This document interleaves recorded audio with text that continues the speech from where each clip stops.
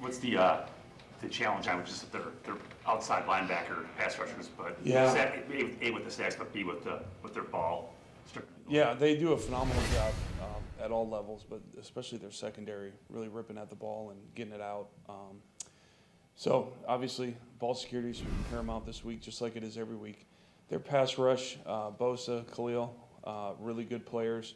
They do an excellent job with their load fronts, overloading sides, working games, using the linebackers to pick, really getting one-on-one matchups. They'll move Bosa inside to, wherever they think they can get an advantage inside. So it's going to be a task across the board for all of us up front to do a good job protecting the quarterback. What kind of game, like what Zach had on Sunday, can that do something for him, mentally and Yeah, no, I mean, every time he goes out there and plays against premier pass rushers, I think that gives him just more and more confidence, as the season goes on and as his career goes on. Young guys who go out there and play, especially really, really intelligent ones like Zach that can use those reps to put in the memory bank of just, how to play, how to prepare, different ways that different pass rushers attack them. So I was proud of him. He had a few penalties, though. We got to clean those up. But he goes out there and competes and does a really good job. Kind of the same question with Rashid. Obviously, he had a pretty big matchup last week as well, and he got beat on the spin move by Highsmith, but otherwise he played. Yeah, He played pretty well. Yeah, she'd had a good game as well.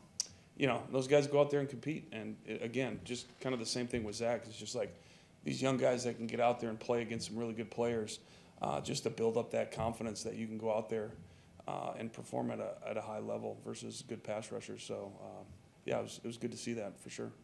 Was Walker playing? Was that an injury decision? Was Nyman basically? I'll let Matt talk about that. But there was other things that went into that decision. You're getting warmer though. Steno, what did you think of what AJ gave you? I know he's gone through some ups and downs this season, but that seemed to be a pretty good offense. Yeah, it's kind of a microcosm of our offense right now. It's like he started off, not so hot, but as we keep going, you kind of see him do his thing and just keep feeding those guys, and eventually good things are going to happen. And we saw that this last week with AJ busting that 40-yard run and just being very consistent in the run game for us right now. And we need him. He's a powerful runner, and as the weather gets colder, as we all know, those kind of runners really come alive in Lambeau. So I'm excited to see him as the season goes on. And what do you think of just the blocking on that play too? The way you guys were able to execute. Yeah, it was great. It's one of those where he, draws up exactly how you want it, and the running back hits the hole and takes off. So yeah, it was fun to see that for sure. Did you have a chance for a long run on the one where he slipped? Do you remember that? Yeah, sort of he did. Yep. I think he got startled too because the guy got cut loose on the front side that he wasn't expecting. But yeah, there was an opportunity there where he had to cut back a little bit quicker than he anticipated and lost his footing. Last year, Watson made several big plays, running crossing routes, slant type routes. Yeah. How come those haven't been there this year? Well, we hit one against Denver. That was about the last one with Christian. I'm talking about, and I think some of them have just gone to other people, as we're going. But we're seeing a lot of differences in coverages, more shell, things like that, where those crossing routes aren't really that great. So we kind of had to adjust a few things. But I think as we keep going, those opportunities will present itself, especially if we keep running the ball well. Those single high coverages will hopefully help us out there with the crossing routes. Are there other ways to get him the ball in space? What's that? Are there other ways to get him the ball in there's space? a ton of ways to get him the ball in space. Yes. Yeah. What do you think you've seen so much zone? Like Christian was talking about, he Yeah. said they went man to start, and then they kind of got out of it. It seems like you've played a ton of Yeah, I zone. think it's just kind of, we have a lot of explosive players, and it's just maybe defenses just want to play more conservatively and kind of contain the offense, things like that. So we just have to be more patient and kind of earn our way down the field as opposed to giving up big plays or things like that. That's kind of what I think. When we So talk, how do you get them out of that then? Sorry, Jace. Yeah, like I said, you just got to run the ball better. You know, you're playing shell and things like that. You got to do a good job running the ball, force them to bring an extra hat in the box, and go from there. when we talked about those zone coverages the last couple of weeks, we talked too about how maybe younger guys aren't as adept at finding the soft spots to sit down. Yeah. Right? Is it just me, or do 13 and 11 seem to really have? Yeah.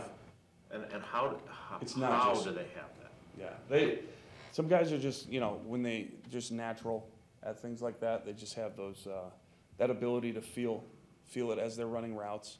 And those two guys definitely possess those traits where they can feel the soft spots, you know, speed it up a little bit, slow it down, just as they're running routes to kind of find those windows. Yeah, so both of them do an excellent job with that for sure.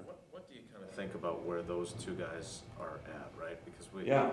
you know, they're I'm pretty encouraged right now as we are going along with where those guys are at. Obviously, you can see Jayden's explosive ability. He's done a great job making some really big plays for us. So I'm excited about them. And then obviously Wicks, he's a big receiver, does a good job running routes and getting off the ball. And he does a good job snatching the ball out of the air. And there was one where he caught it and fell over. I was hoping he'd catch it and run for a little bit. But then later in the game we hit him and he had some yak, so that was good to see. So yeah, I'm really excited about those guys, and kind of as we go along, hopefully we can get these guys going even more. What did you do so well in red zone the first 3-4 games? It's kind of gone away here the last handful. Yeah, well, we've had a couple turnovers, obviously, down there that you just can't have, you know, in the Steeler game. The one right before our last possession was a killer, big time. So we just got to make sure we protect the ball there and come away with points. You know, versus the Rams, we had a short yardage situation where we didn't get the first down. We ended up kicking a field goal. Just things like that where we just got to make sure we stay on schedule. One comes to mind in the Steeler game. We had, you know, like 4 or 5 yards on first down. Then we had a run where we got like -1 yard, and then it put us in third down like 6 or 7. And that's when you get into the red zone and you have to drop back and throw, you're not going to be very successful just because the field's condensed, you know, and it's hard to find windows in there. And most of your plays come off schedule. So we just got to make sure we stay on schedule. We keep running the ball and put ourselves in those situations where it's not 3rd and 7, things like that, where we can kind of run or pass it if we need to.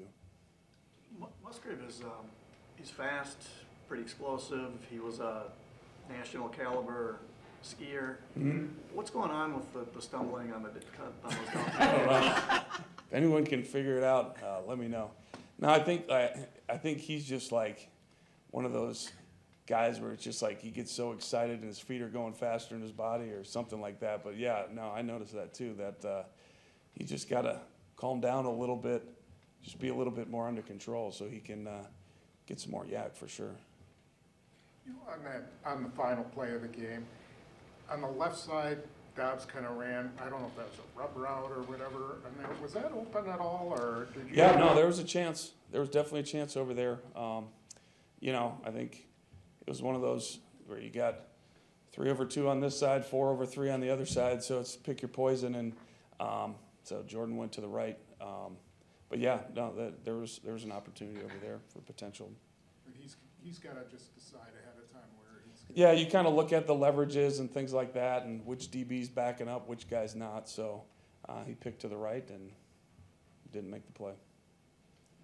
Speaking of interceptions, you were talking about the first one. Yeah. You know, Matt said that you'd like to see it go backside there, but, and again, tell me if I'm wrong. It looked to me like if Watson runs the out and up with a legit out before the up, maybe he actually has him, because Peterson's not exactly a young guy anymore. Yeah, no, I mean, you could say that. You could say, hey, you throw the ball, you know, another yard further down the field, and Christian can run under it a little bit. So it's not just that. It's a combination of everything. And then as the coach, you can say, well, that wasn't the premier coverage for this, so why don't you work backside? You know, in football, it's if you make that play, then everyone's happy, and sometimes you throw it into a bad coverage and you just make the play, and it is what it is. So I think every single guy could be a little bit better, on that particular play, and we could have had a different outcome for sure. So the reason I ask about it though is if we're, and I know we're not supposed to just talk about young guys and improvement all the time, you gotta win the games, I get it. But like, that's a teachable moment. Oh, no doubt, yes. And the teachable moment of throwing the pick to Samari in, Denver, was it? Yeah. When he had a check down to AJ. Yep. Same situation, kinda comes up. There's and he throws the absolutely no check. doubt about it, yeah. So as you watch these moments, how do you kind of put them in perspective? Because there's good, there's not so good, but maybe long-term, it's all good. Yeah, no, that's exactly right. Like, you talk about the bad plays that you have, eventually you can turn those into the good plays for the future, with, just learning from them and those decisions that you make, or the decisions you choose not to, like you said, to check it down or whatever it is. There is no doubt for Jordan that like every single one of these situations and plays are absolutely critical and vital for him just as a development as a quarterback. And the good thing about him is he's just super intelligent and super, hungry and all that stuff, that I think all this stuff is just going to keep making him get better and better.